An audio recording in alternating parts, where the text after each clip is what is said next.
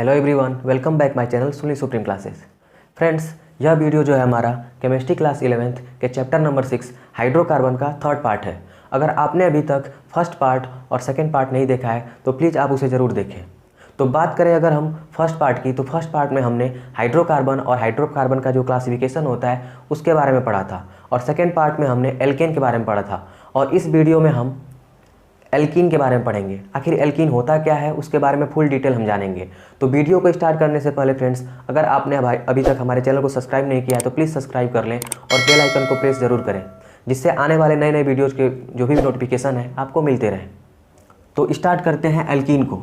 तो friends, alkene होता क्या है, हमें हमेशा याद रखना है कि एल्कीन जो होते हैं हमारे, इसमें हमारा जो भी हाइड्रोकार्बन है उस हाइड्रोकार्बन के बीच डबल बॉन्ड होता है। जो कार्बन कार्बन होते हैं उनके बीच डबल बॉन्ड होता है। तो कार्बन और कार्बन इन दोनों के बीच जो है हमारा, कार्बन कार्बन के बीच जो है हमारा, जब डबल बॉन्ड पाया जाता है तो उस तरह के हाइड्रोकार्बन को हम एल्कीन कहते हैं। अब ये जो एल्कीन होता है हमारा, जो एल्कीन है, इसे हम ओलिफिन के नाम से भी जानते हैं फ्रेंड्स। ओलिफिन जो होता है हमारा, इसका निर्माण ये जो होता है पॉलीथीन के निर्माण में, और इसके बाद जो डिटर्जेंट होते हैं उनके निर्माण में, इसके बाद जो बिल्डिंग मटेरियल्स होते हैं उनमें, और इसके बाद कुछ मेडिसिन्स होते हैं उनमें इनका यूज किया जाता है फ्रेंड्स। तो ये हमारे ओलिफिन होते हैं। अब ये ओलिफिन जो होते हैं, इनका जो जनरल फार्मूला होता है, या फिर एल्कीन का जो जनरल फार्मूला है वो हमारा CnH2n होता है। अब ये CnH2n होता कैसे है, इसके बारे में जाने तो हम यहाँ पर कुछ एग्जाम्पल्स लेते हैं जो हमारे एल्कीन है। जैसे हम एग्जाम्पल में लेते हैं हमारा C3H6। फ्रेंड्स, ये हमारा एक प्रकार का एल्कीन है। और ये एल्कीन कौन है, तो यह जो हमारा क्या है फ्रेंड्स, प्रोपीन। इसका नाम जो होता है प्रोपीन होता है। तो यह एल्कीन कैसे है, हम इस फार्मूले से इसको पता करेंगे। तो इसमें जो है फ्रेंड्स, यहाँ पर जो हमारा N होता है, और ये जो N होता है, ये नंबर ऑफ कार्बन होता है। तो यहाँ पर हमारा इस फार्मूले में नंबर ऑफ कार्बन कितना है, 3। तो C और उसके बाद 3। इसके बाद फ्रेंड्स हमें हाइड्रोजन रखना है, तो हाइड्रोजन रखेंगे। उसके बाद हाइड्रोजन जो है यहाँ पर 2, तो 2 और इनटू जो है हमारा यहाँ पर फ्रेंड्स जो नंबर ऑफ कार्बन है वो हमारा यहाँ पर क्या है, 3 है, तो यहाँ पर 3 रखेंगे। अब फ्रेंड्स जो है हमारा यहाँ पर हो जाएगा C3, और 2 3 जा 6 होगा, तो H6। इसका मतलब फ्रेंड्स कि यह जो हमारा फार्मूला जो है एल्कीन का है। अब बात करते हैं फ्रेंड्स कि जो हमारा ये एल्कीन होता है, जिनमें कार्बन कार्बन के बीच जो होता है हमारा डबल बॉन्ड होता है, तो ये हमारे जो एल्कीन होते हैं ये बनते कैसे, इनका निर्माण कैसे होता है। तो एल्कीन बनाने की विधियां पढ़ेंगे हम। इसमें जो हमारी फर्स्ट विधि है एथिल एल्कोहल, जिसका फार्मूला होता है C2H5OH। अब ये जो C2H5OH है, एथिल एल्कोहल है, इससे हम कैसे बनाएंगे एल्कीन को, इसके बारे में जानते हैं। तो एकदम ईजी है। जो हमारा एथिल अल्कोहल होता है फ्रेंड्स, इसको जो है हम कॉन्सनट्रेट H2SO4 की उपस्थिति में 160 डिग्री सेल्सियस से लेकर 170 डिग्री सेल्सियस के बीच में हम एक टेम्परेचर देंगे, और इस टेम्परेचर पर जो हमारा ये एथिल अल्कोहल होता है यह चेंज हो जाता है एल्कीन में। एथिल अल्कोहल से एल्कीन बनता है और प्लस H2O का निर्माण होता है, जो कि हमारा वाटर होता है। अब ये जो एथिल अल्कोहल है ये कैसे एल्कीन में चेंज हो रहा है फ्रेंड्स, तो हमारा यहाँ पर जो है C2 है, मीन्स हमारा 2 कार्बन, तो ये कार्बन और ये कार्बन 2 कार्बन हुए। अब यहाँ पर H5 है फ्रेंड्स, यहाँ पर हमारा H5 है। तो H5 जो होता है हमारा फ्रेंड्स, इसके जो हमारे 4 हाइड्रोजन, C2H4, 4 हाइड्रोजन जो होते हैं फ्रेंड्स, यहाँ पर 2 हाइड्रोजन और यहाँ पर 2 हाइड्रोजन, ये कार्बन और कार्बन के बीच यहाँ पर हमारा डबल बॉन्ड होता है। तो ये C2H4 में यहाँ पर एल्कीन का निर्माण हो जाता है। इसके बाद हमारा यहाँ पर इस फार्मूले में क्या बचा फ्रेंड्स, यहाँ पर जो हमारा अभी एक हाइड्रोजन बचा है, वो हाइड्रोजन और ये OH दोनों मिल करके H2O मीन्स वाटर का फॉर्मेशन कर देते हैं। तो इस प्रकार जो है हमारा, इसमें हमारा एथिल एल्कोहल से एल्कीन का फॉर्मेशन होता है। अब बात करते हैं दूसरी विधि की। तो दूसरी विधि हमारा एथिल ब्रोमाइड से। एथिल ब्रोमाइड का फार्मूला होता है फ्रेंड्स C2H5Br, एथिल ब्रोमाइड। अब इस एथिल ब्रोमाइड से हम कैसे बनाएंगे एल्कीन को, तो एथिल ब्रोमाइड में फ्रेंड्स क्या होता है हमारा कि जो एल्कोहलीय KOH की उपस्थिति में जब एथिल ब्रोमाइड को गर्म करते हैं एल्कोहली KOH। यहाँ पर जो हमारा फ्रेंड्स KOH होता है ये पोटेशियम हाइड्रोक्साइड होता है। तो पोटेशियम हाइड्रोक्साइड यहाँ पर जो भी लेंगे वो एल्कोहली होना चाहिए, उसमें अल्कोहल की मात्रा होनी चाहिए। तो एल्कोहली KOH जो होता है इसकी उपस्थिति में जब हम एथिल ब्रोमाइड को C2H5Br इसे जब हम गर्म करते हैं, हीट करते हैं, तो हीट होने के बाद फ्रेंड्स क्या होता है, यहाँ पर जैसे हमारा इसमें जो है C2H4 अलग हो गया था और एल्कीन बना था, ऐसे ही यहाँ पर भी हमारा क्या होगा फ्रेंड्स, C2H4 अलग हो जाता है इसमें। तो C2H4 दो H यहाँ और दो H यहाँ, दोनों मिलकर के H4 हुए।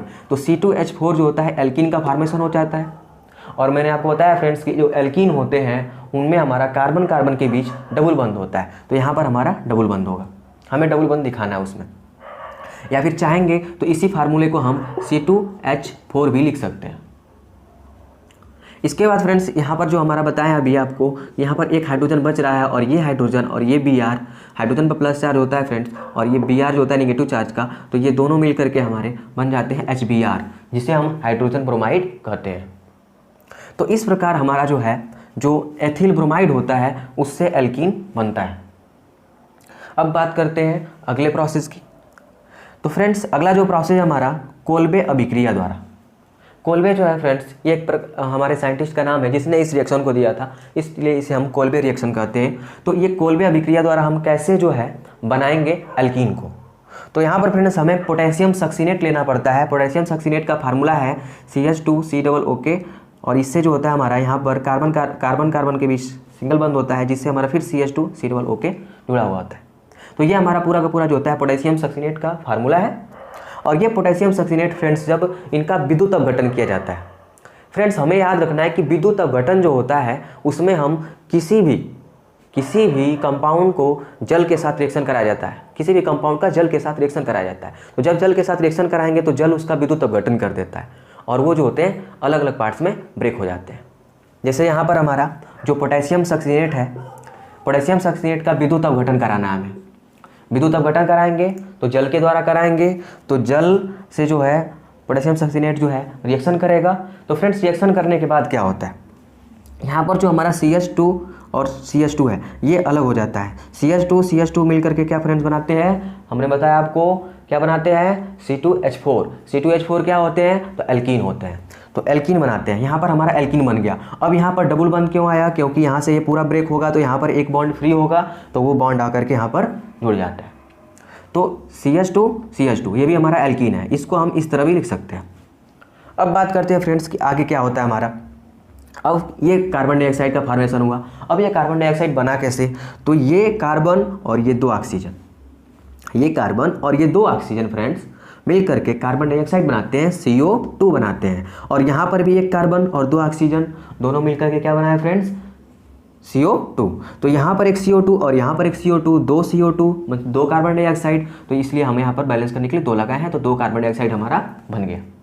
अब आगे बात करते हैं क्या बन रहा है, तो KOH बन रहा है। अब ये KOH कैसे बन रहा है, तो फ्रेंड्स अभी हमारा इसमें क्या बचा है कि जो हमारा ये जल होता है ये टू पार्ट्स में डिवाइड होता है, एक H+ और एक OH नेगेटिव। तो फ्रेंड्स यहाँ पर हमारा क्या है कि जो दो है हमारा H2O के जो मॉलिक्यूल्स हैं यहाँ पर दो हैं, तो यहाँ पर क्या होगा फ्रेंड्स, 2H होगा और यहाँ पर भी 2OH होगा। अब बात करते हैं 2OH यहाँ पर है। अब यहाँ पर हमारा क्या बचा है फ्रेंड्स, दो पोटेशियम बचे हैं।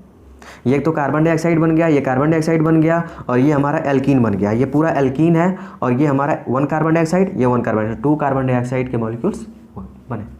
अब इसके बाद जो है हमारा फ्रेंड्स कि ये कार्बन डाइऑक्साइड और ये ये हमारा पोटेशियम और ये हमारा पोटेशियम, दोनों पोटेशियम इस 2OH से, क्योंकि पोटेशियम पर प्लस चार्ज होता है फ्रेंड्स, तो ये प्लस चार्ज वाले जो होते हैं हमारे ये निगेटिव चार्ज वालों से जुड़ते हैं और जुड़ करके KOH बनाते हैं, पोटेशियम हाइड्रोक्साइड बनाते हैं। अब बात करते हैं फ्रेंड्स कि ये हमारा यहाँ पर एक नहीं मतलब दो हाइड्रोजन है और दो हाइड्रोजन ये दोनों मिल करके H2 का फॉर्मेशन कर देते हैं जो कि गैस होता है और यहाँ पर हमारा H2 बन जाता है, हाइड्रोजन गैस बन जाती है। तो इस प्रकार फ्रेंड्स हमारा जो होता है ये जो पोटेशियम सक्सीनेट है ये जल के द्वारा विद्युत अपघटन करता है और विद्युत अपघटन द्वारा एल्कीन का फॉर्मेशन करता है, कार्बन डाइऑक्साइड और KOH, और उसके बाद हाइड्रोजन गैस रिमूव होती है। इन सब चीज़ों का फॉर्मेशन होता है। तो इस प्रकार हमारा जो होता है ये पोटेशियम सक्सीनेट से एल्कीन बनता है। और यहाँ पर हमारा जो है एथिल ब्रोमाइड से हमारा एल्कीन बना और उसके बाद एथिल अल्कोहल से भी एल्कीन बना। तो ये हमारे कुछ प्रोसेस थे फ्रेंड्स, जिसके द्वारा हम जो है एल्कीन का निर्माण किए। अब हम बात करते हैं कि जो एल्कीन होता है इसके जो है भौतिक गुण और रासायनिक गुण क्या होते हैं और इनका उपयोग कहाँ कहाँ होता है। अगर आप इसका स्क्रीनशॉट लेना चाहते हैं तो स्क्रीनशॉट आप ले लीजिए, इसके बाद मैं इसको रब कर दूंगा। अब हम बात करते हैं एल्कीन की जो फिजिकल प्रॉपर्टीज़ है, उसके जो भौतिक गुण हैं उसके बारे में। तो एल्कीन का जो फर्स्ट भौतिक गुण है, इसमें क्या होता है कि जो हमारे कम अणुभार वाले एल्कीन होते हैं, जैसे हमारा जिनमें हमारा कार्बन 2 होता है और कार्बन 4 तक के जो बीच के जो हमारे एल्कीन होते हैं, जैसे हमारा C2H4 है, C3H6 है, C4H8 है, ये जो होते हैं ऐसे हमारे एल्कीन होते हैं जिनका अणुभार कम होता है। तो जिनका अणुभार हमारा कम होता है, जो कम अणुभार वाले एल्कीन होते हैं, वो जो होते हैं हमारे जो रूम टेम्परेचर होता है, जो वायुमंडलीय दाब होता है, उस पर जो होते हैं हमारे ये गैस की तरह व्यवहार करते हैं, ठीक है। और जो हमारे ज़्यादा अणुभार वाले होंगे, जैसे मतलब कि जिनमें हमारा कार्बन 4 से अधिक होगा, कार्बन 5 होगा, 6 होगा, 7 होगा, 8 होगा, तो उनका जो हमारा अणुभार जो होगा ज़्यादा होगा। तो उनका अणुभार ज़्यादा होगा तो वो जो होते हैं, जो रूम टेम्परेचर होता है, वायुमंडलीय दाब जो होता है, उस पर वो ठोस होते हैं। अब बात करें कि ये जो कमरे का तापमान है, रूम टेम्परेचर जो होता है, यह नॉर्मली देखा जाए तो एक रूम टेम्परेचर जो होता है इसका 20 डिग्री सेल्सियस से लेकर के 27 डिग्री सेल्सियस तक हो सकता है एक रूम का टेम्परेचर। और नॉर्मल टेम्परेचर होता है वो होता है हमारा। तो ये जो कमरे का तापमान होता है, इस पर जो हमारे कम अणुभार वाले एल्कीन होते हैं वो कैसे होते हैं, गैस होते हैं। और इसी कमरे के तापमान पर जो हमारे ज़्यादा अणुभार वाले एल्कीन होते हैं, जिनका अणुभार अधिक होता है, उच्च होता है, वो हमारे जो होते हैं ठोस होते हैं। अब हम बात करते हैं अगली प्रॉपर्टीज़ के बारे में। तो इसके बाद हमारा जो है कि जो एल्कीन होता है हमारा, ये जो होते हैं हमारे जो थोड़ी सी मात्रा में जो होते हैं घुलनशील होते हैं पानी में। पानी में जब इनको हम क्या करते हैं, जब घोलते हैं तो थोड़ी सी मात्रा में ही वो घुलते हैं। अब बात करते हैं इसके अगली प्रॉपर्टीज़ के बारे में।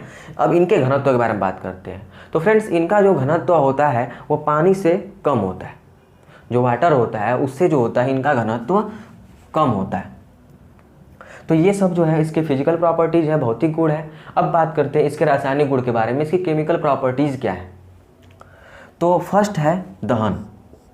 फर्स्ट है हमारा केमिकल प्रॉपर्टीज़ दहन। फ्रेंड्स, मैंने आपको जो है जो इसका सेकेंड पार्ट है, सेकेंड पार्ट में एल्केन पढ़ाया है। तो एल्केन का भी जो हमारा केमिकल प्रॉपर्टीज़ है, फर्स्ट उसमें दहन पढ़ाया है। तो दहन में मैंने आपको बताया था कि दहन में क्या होता है कि जो ऑक्सीजन होता है वो रिएक्शन करता है। दहन में हमारा ऑक्सीजन जो होता है वो रिएक्शन करता है। ऑक्सीजन जो होता है जलने में हेल्प करता है किसी भी चीज़ के। तो इसलिए जो होता है हमें इसमें ऑक्सीजन से रिएक्शन कराना है, दहन में ऑक्सीजन से रिएक्शन कराना होता है। तो हमारा ये जो है एक एल्कीन है, और इस एल्कीन का क्या नाम है हमारा, ये हमारा जो है एथीन है, या फिर इसी को हम बोल सकते हैं एथिलीन है। तो ये जब ऑक्सीजन से रिएक्शन करता है तो इसका दहन होता है, ठीक है फ्रेंड्स, इसका दहन होता है। और दहन होने के बाद जो होता है ये कार्बन डाइऑक्साइड और वाटर में चेंज हो जाता है। ये दोनों मिल करके कार्बन डाइऑक्साइड और वाटर का फॉर्मेशन करते हैं। तो इस प्रकार ये दहन अभिक्रिया इनमें होती है। अब बात करते हैं अगला प्रॉपर्टीज़ है योगात्मक अभिक्रिया। तो अब ये योगात्मक अभिक्रिया क्या होती है, तो नाम से ही हमें पता चल रहा है कि योगात्मक अभिक्रिया में क्या होगा। इसमें हमारा लिखा है योगात्मक। योगात्मक मतलब इसमें कुछ जुड़ेंगे, इसमें हम किसी भी कंपाउंड को या फिर कोई भी एलिमेंट होगा या फिर कुछ भी होगा तो वो जुड़ेंगे, कोई भी मॉलिक्यूल्स होंगे तो वो जुड़ेंगे। तो यहाँ पर हमारा जो एल्कीन होगा, ये हमारा एल्कीन है, इसमें हमारा यहाँ पर हाइड्रोजन जुड़ेगा। तो जब हम हाइड्रोजन से इसकी योगात्मक अभिक्रिया कराते हैं एल्कीन की, तो ये जो होता है हमारा एथेन का फॉर्मेशन करता है। और हमें याद रखना है फ्रेंड्स, यहाँ पर जो होता है हमारा निकिल उत्प्रेरक की उपस्थिति होती है, और यहाँ पर 200 डिग्री सेल्सियस टेम्परेचर होना चाहिए। 200 डिग्री सेल्सियस पर निकिल उत्प्रेरक की उपस्थिति में जो हमारे ये एल्कीन होते हैं, ये एल्कीन जो होते हैं हाइड्रोजन से योगात्मक अभिक्रिया करते हैं, हाइड्रोजन इनमें जुड़ता है और जुड़ने के बाद हमारा फॉर्मेशन होता है एथेन का। ये हमारा जो है एथेन है, एथेन का फ्रेंड्स फॉर्मेशन होता है। अब इसमें ये एथेन जो है वो बनता कैसे है? तो फ्रेंड्स यहाँ पर हमारा कितने हाइड्रोजन है? 2 हाइड्रोजन। कितने हाइड्रोजन है फ्रेंड्स? 2 हाइड्रोजन। तो इसमें हमारा क्या है कि 2 हाइड्रोजन है, तो एक हाइड्रोजन जो होता है यहाँ वाले के पास आकर जुड़ता है, ये जो हमारा कार्बन है इससे आकर जुड़ता है, और दूसरा हाइड्रोजन जो होता है, ये हाइड्रोजन जो होता है इस वाले कार्बन से आकर जुड़ता है। अब फ्रेंड्स हमें पता है कि जब ये हाइड्रोजन और ये हाइड्रोजन, 2 हाइड्रोजन है, एक हाइड्रोजन इस वाले कार्बन के पास आएगा तो ये जो होता है इसकी वैलेंसी जो होती है वो डिसबैलेंस होगी। तो डिसबैलेंस होगी तो ये अपना एक बॉन्ड फ्री कर देता है, और ये एक बॉन्ड जब फ्री होगा तो हमें पता है कि 1 बॉन्ड जो होते हैं, 1 बॉन्ड में 2 इलेक्ट्रॉन होते हैं। तो 1 बॉन्ड में 2 इलेक्ट्रॉन, और ये जो है इन हाइड्रोजन के पास एक एक इलेक्ट्रॉन है। यहाँ पर हमारा फ्रेंड्स 2 हाइड्रोजन है, तो ये दोनों हाइड्रोजन जो होते हैं सिंगल बंध द्वारा जो है जुड़े हुए हैं, एक दूसरे से सिंगल बंध द्वारा जुड़े हुए हैं। तो इसमें इस बंध में जो है एक हाइड्रोजन जो हमारा ये हाइड्रोजन जो है इसका एक इलेक्ट्रॉन है, और ये हाइड्रोजन जो है इसका एक इलेक्ट्रॉन है। तो दोनों इलेक्ट्रॉन मिल करके यहाँ पर जो है एक बॉन्ड का फॉर्मेशन कर रहे हैं। तो इन दोनों के पास अभी एक एक इलेक्ट्रॉन है अलग होने के बाद। अब जो है कि क्या होगा कि हमारा जो ये एल्कीन है, अब इस एल्कीन से ये जब जुड़ने के लिए आएगा, योगात्मक अभिक्रिया करेगा, तो ये हाइड्रोजन अपना एक इलेक्ट्रॉन लेकर आकर के इस वाले कार्बन को देगा, और ये भी हाइड्रोजन जो है अपना एक इलेक्ट्रॉन ला करके इस वाले कार्बन को देगा। तो एक इलेक्ट्रॉन जब ये दे रहे हैं तो ये भी कार्बन जो होता है इसका भी कुछ फर्ज बनता है कि उनको जोड़ने के लिए ये भी अपना एक इलेक्ट्रॉन दे। तो ये अपना जो होता है ये वाला बॉन्ड जो होता है, इस बॉन्ड में 2 हमारे इलेक्ट्रॉन है, तो ये इस बॉन्ड को फ्री कर देता है, और ये इलेक्ट्रॉन इस वाले हाइड्रोजन के साथ जुड़ जाएगा, और ये इलेक्ट्रॉन जो होता है हमारा इस वाले हाइड्रोजन के साथ जुड़ जाएगा। तो दोनों जुड़ करके जो होता है जुड़ जाते हैं आसानी से, और एक बॉन्ड फ्री हो जाता है। तो ये हाइड्रोजन इससे जुड़ा तो यहाँ पर CH3 हो जाएगा, और ये हाइड्रोजन इससे जुड़ा तो यहाँ पर CH3 हो जाएगा। इस प्रकार एथेन हमारा बन जाता है। तो इस प्रकार ये योगात्मक अभिक्रिया करते हैं। अब बात करते हैं कि क्लोरीन से योग। क्लोरीन से मतलब Cl2 से ये योग करेंगे, मतलब जुड़ेंगे। तो इसमें क्या होता है फ्रेंड्स कि जो क्लोरीन होता है इससे भी योगात्मक अभिक्रिया करते हैं। एल्कीन जो होते हैं ये हमारे योगात्मक अभिक्रिया क्लोरीन से भी करते हैं। अब ये क्लोरीन जो होता है यहाँ पर हमारा 2 Cl है, इस क्लोरीन में भी हमारे 2 Cl है। जैसे इसमें हमारे पास 2 हाइड्रोजन है, तो एक हाइड्रोजन इस वाले के पास गया, एक हाइड्रोजन जो है हमारा इस वाले के पास गया, इस कार्बन के पास। तो इसी तरह इसमें भी हमारा 2 Cl है, तो एक Cl हमारा इस वाले कार्बन के पास आएगा, ये जो कार्बन है, और एक Cl इस वाले कार्बन के पास आएगा, और जो हमारा जुड़ेगा। तो जुड़ने के बाद जो है फ्रेंड्स CH2 1 यहाँ का Cl आगे आ जाएगा, और यहाँ का भी एक हमारा Cl इसके आगे आ जाएगा। तो CH2Cl बनेगा। अब ये जो CH2Cl बन रहा है इसका जो फ्रेंड्स नाम है, अगर हम इसको देखा जाए तो ये CH2Cl और CH2Cl अगर इनको जोड़ करके एक साथ मिला करके लिखें तो ये हमारा C2H4 और Cl2 है। अब ये C2H4Cl2 जो होता है हमारा क्या होता है, तो एथिलीन डाइक्लोराइड होता है। इसे हम एथिलीन डाइक्लोराइड भी कहते हैं, या फ्रेंड्स इसी का IUPAC नेम जो हो सकता है हमारा 1,2-डाइक्लोरो एथेन। अब ये एथेन क्यों, तो हमारा यहाँ पर 2 कार्बन, तो 2 कार्बन के लिए जो हमारा एल्क लगता है वह एथ लगता है, और इसमें सिंगल बंद पाए जाएंगे फ्रेंड्स। यहाँ पर तो हमारा डबल बंड है, लेकिन ये जब हमारा एक क्लोरीन इसके पास आया, एक क्लोरीन इसके पास आया, तो ये बॉन्ड फ्री हो गया, तो अब इसमें सिंगल बंद हो गए, तो इसलिए नाम के अंत में एथेन होगा। अब बात करते हैं नेक्स्ट जो केमिकल प्रॉपर्टी है उसके बारे में। बेयर अभिकर्मक से क्रिया। तो फ्रेंड्स अब हम बात करते हैं कि ये बेयर अभिकर्मक क्या होता है। पहले हम जान लेते हैं कि बेयर अभिकर्मक क्या होता है। तो बेयर अभिकर्मक जो होता है यह KMnO4 का 1% क्षारीय विलयन होता है। बेयर अभिकर्मक KMnO4 का 1% क्षारीय विलयन होता है। अब ये बेयर अभिकर्मक जो होता है फ्रेंड्स ये बैगनी कलर का होता है। जब ये ठंडा रहता है तो बैगनी कलर का होता है, और जब इसकी एक क्वालिटीज़ है कि जब ये द्विआबंध वाले मीन्स हमारा डबल बंड वाले जो हमारे यौगिक होते हैं उनसे ये जब रिएक्शन कर जाता है तो यह जो होता है इसका जो बैगनी कलर होता है वह रंगहीन हो जाता है। अब ये जो हमारा बेयर अभिकर्मक है इसमें क्या होगा कि यहाँ पर जो हमारा एल्कीन है, ये एल्कीन जो होता है H2O और ये हमारा नवजात ऑक्सीजन, इनसे जब रिएक्शन करता है तो पूरा ये हमारा चेंज हो जाता है इसकी उपस्थिति में एथिलीन ग्लाइकोल में। अब ये कैसे चेंज होगा, तो बात करते हैं इसमें क्या है कि हमारा जो ये H2O होता है H+ और OH नेगेटिव, इनमें ब्रेक होता है हमेशा। अब ये जो ऑक्सीजन होता है ये इसके साथ आकर के जुड़ता है और इसके बाद जो हमारा ये OH होता है ये हमारा यहाँ पर इस कार्बन के पास, और ये वाला जो होता है O और ये H ये भी OH बन जाता है और इस कार्बन के पास आकर के जुड़ जाता है। तो इसके बाद जो होता है हमारा ये CH2OH CH2OH इस रूप में ये हमारा एथिलीन ग्लाइकॉल में चेंज हो जाता है। अब यहाँ पर सिंगल बंद है, तो मैंने आपको अभी बताया कि ये जो OH है ये जो होते हैं अपने पास जो होते हैं इलेक्ट्रॉन लेकर आते हैं और इनसे बंध बनाने की क्षमता रखते हैं, बंध बनाने के लिए जो भी है रिक्वेस्ट करते हैं। तो ये जो होता है कार्बन जो होता है फ्रेंड्स, ये जो होता है बहुत दयालु होता है। ये बंध बनाने के लिए जो होता है अपना एक इलेक्ट्रॉन जो होता है उनको दे देता है और अपना यहाँ का बंध जो होता है फ्री कर देता है। तो यहाँ का OH जो होता है इसका एक इलेक्ट्रॉन लेकर के अपना बंध बना लेता है और ये OH जो होता है इसी में से जो एक इलेक्ट्रॉन बचता है बंध में से, तो उससे जो होता है एक इलेक्ट्रॉन लेकर के अपना बंध बना लेता है। और बंध बनाने के बाद ये क्या हो जाते हैं CH2OH में और CH2OH में कन्वर्ट हो जाते हैं, जिसे हम एथिलीन ग्लाइकॉल बोलते हैं। अब बात करते हैं इसके उपयोग की कि इसका उपयोग कहाँ कहाँ होता है। तो फर्स्ट इसका उपयोग है कि फलों को पकाने में। फ्रेंड्स जो हमारा एथिलीन होता है या फलों को पकाने में इसका यूज होता है। जो हमारे फल होते हैं उनको ये अच्छी तरह से पका देते हैं जो एथिलीन होते हैं। इसके बाद दूसरा है कि ये पॉलीथीन निर्माण में भी हेल्प करते हैं। इनसे जो होता है पॉलीथीन बनाया जा सकता है, डिटर्जेंट होता है वो बनाया जा सकता है, मेडिसिन होते हैं वो भी बनाए जाते हैं। अब ये मेडिसिन में इसका क्या यूज है, तो फ्रेंड्स जब किसी प्रकार का जो डॉक्टर होते हैं हमारे, तो किसी प्रकार का जब ऑपरेशन करते हैं तो ऑपरेशन में बहुत ज़्यादा दर्द होता है। तो उस दर्द से रिलीफ देने के लिए जो होता है पेशेंट जो होता है उसको ज़्यादा दर्द ना हो, इसके लिए जो होता है ये जो होता है इन एल्कीन जो होते हैं ये इनका जो होता है दवाओं के रूप में यूज करते हैं। और दवा के रूप में यूज करने के बाद जो होता है मीन्स निषेधक के रूप में यूज करेंगे, और निषेधक के रूप में यूज करने से उनको जो होता है दर्द नहीं होता। तो इसका यूज जो है निषेधक के रूप में यूज होता है दर्द से रिलीफ देने के लिए। और इसके बाद है अगला उपयोग है मस्टर्ड गैस।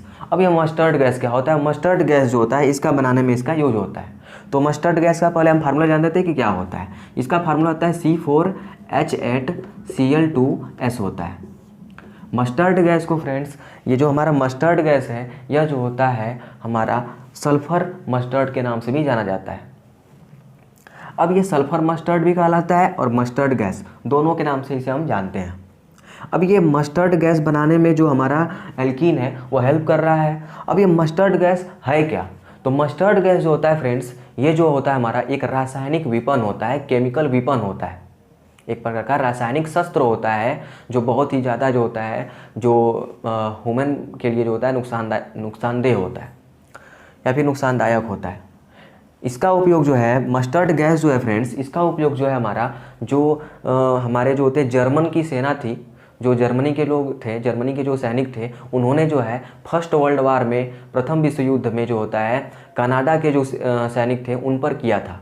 जो ब्रिटानिक सैनिक थे उन पर ये जो होता है फर्स्ट वर्ल्ड वार में जो है मस्टर्ड गैस का यूज किया था। तो मस्टर्ड गैस का जो है फर्स्ट वर्ल्ड वार में इन्होंने यूज किया। अब ये फर्स्ट वर्ल्ड वार जो है ये किस सन में हुआ था, तो मैं आपको बता देता हूँ। ये जो है 1914 में जो है स्टार्ट हुआ था। ठीक है फ्रेंड्स, तो इस प्रकार जो है हमारा ये जो है पूरा हमारा इसका जो है उपयोग है। तो फ्रेंड्स आपको ये वीडियो जो है हमारा कैसा लगा प्लीज़ कमेंट सेक्शन में ज़रूर बताएं और लाइक एंड सब्सक्राइब करना ना भूलें। Thank you, thanks for watching my video.